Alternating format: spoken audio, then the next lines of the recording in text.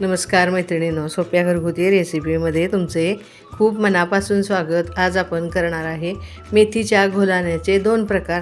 त्यासाठी ही मेथीची भाजी मी निवडून स्वच्छ धुवून घेतलेली आहे. ही अशी कोळी भाजी असेल तरच देठ घ्या, नसतील तर फक्त पानं घ्यायची आहेत. पहिल्यांदा ही भाजी मी चांगली बारीक चिरून घेते. बघा, मेथीची भाजी आपण ही अशी बारीक चिरून घेतलेली आहे. ह्या घोलाण्याचा पहिला प्रकार आपण आता बघतोय. त्यासाठी घेतला आहे हा बारीक चिरलेला एक कांदा आणि हे छोटा एक टोमॅटो. पहिल्यांदा ह्यामध्ये कांदा आणि टोमॅटो मिक्स करून घेऊया. तुम्ही तुमच्या आवडीप्रमाणे कांदा आणि टोमॅटोचं प्रमाण कमी जास्त करू शकता. हे आता एकदा चांगलं असं खालीवर करून घ्यायचं आहे. हे आता असं मिसळून घेतल्यानंतर त्यामध्ये टाकूया चवीपुरतं मीठ. आता टाकूया थोडीशी साखर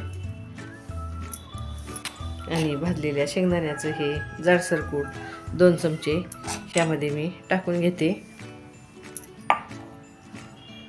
हे अजून एकदा असं खालीवर करून घेऊया.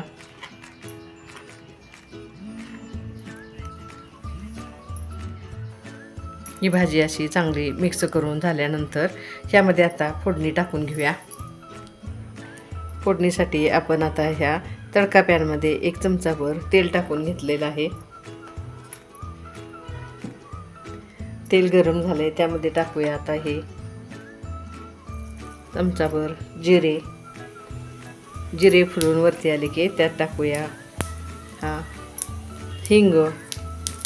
गॅस मी आता हा बंद करून घेते आणि आता टाकूया बारीक चिरलेली ही हिरवी मिरची 1 मी घेतलेली आहे. मिरची तुम्ही तुमच्या आवडीप्रमाणे घेऊ शकता.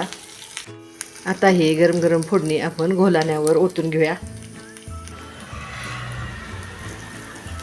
मस्तच बघा, ही फोडणी कशी छान झालेली आहे. फोडणीचा खमंग वास पण सुटलेला आहे.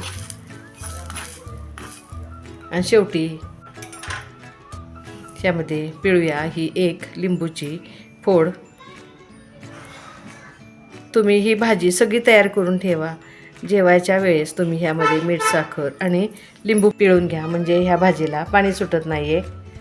ही आता चांगली मिक्स करूया. बघा, घोलाणा भाजीचा पहिला प्रकार आपला तयार झालेला आहे.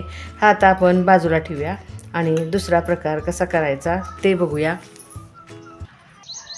आता ह्यामध्ये टाकूया हे भाजलेल्या शेंगदाण्याचं जाडसर कूट 2 चमचे.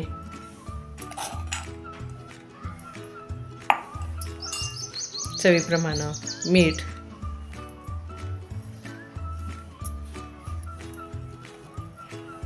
अर्धा चमचा साखर.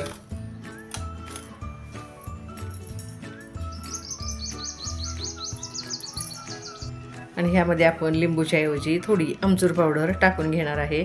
आमचूर पावडर तुमच्याकडे नसेल तर तुम्ही थोडा दह्याचा जरी वापर केला तरी चालतो. हे आता एकदा चांगलं मिसळून घेऊया, म्हणजे हे आमचूर पावडर, मीठ, साखर सगळ्या भाजीला एकसारखं लागलं जातं. आता ही भाजी चांगली मिक्स करून झाल्यानंतर ह्या भाजीमध्ये आपण फोडणी टाकून घ्यायचे.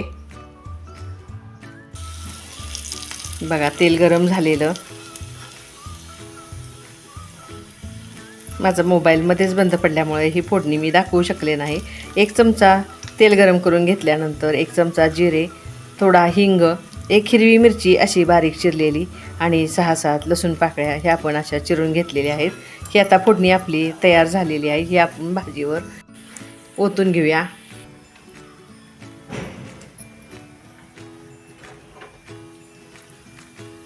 हे गरम गरम फोडणी टाकून घेतल्यानंतर ही भाजी आता चांगली मिक्स करून घ्यायची आहे.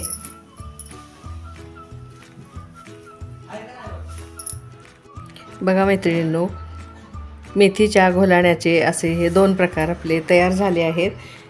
बऱ्याच भागात ही भाजी वेगवेगळ्या नावानं ओळखली जाते. काही भागात ह्याला मेथीचा खुडा म्हणतात, काही भागात घोळाणा म्हणतात, तर काही भागात कच्ची भाजी असे म्हटले जाते. ताटाची डावी बाजू समृद्ध करणाऱ्या अशा ह्या घोलाण्याच्या दोन्ही रेसिपी तुम्हाला कशा वाटल्या मला नक्की कमेंट्समध्ये कळवा. रेसिपीला लाईक करा, चॅनेलला सबस्क्राईब करा. रेसिपी आवडल्यास मला नक्की कमेंट्समध्ये कळवा आणि तुमच्या भागात ह्या घोलाण्याला काय म्हणतात तेही मला कमेंट्समध्ये सांगायला विसरू नका. घरचंच खा, निरोगी रहा. धन्यवाद.